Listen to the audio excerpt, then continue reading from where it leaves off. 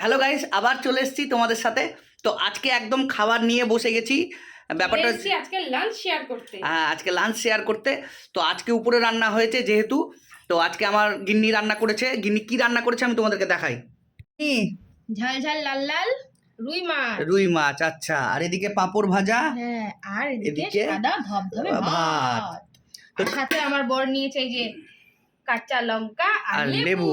ওটা লাগবেই, ওটা লাগবেই, না হলে খাবারটা জমবে না। ব্যাপারটা অনেক রকম ব্যাপার আছে। তো এখন খাবারটা নিয়ে নিই, সার্ভ করে। আর একদম সুন্দর করে নিয়ে নিয়েছি।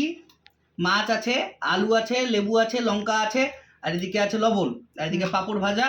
এখন খাওয়া যাক, খেয়ে বলি কেমন হয়েছে। আমার বউ রান্না করেছে। শুরু করো। আমি একটু ঝাল খেতে পছন্দ করি, আর আমার বউ একটু ঝাল কম খায়। একটু লেবুটা চিপে নাও। ও আচ্ছা, ইনসেন্ট বাইট নাকি? হ্যাঁ, একদম দারুণ। ভালো চলো, হয়েছে। হ্যাঁ।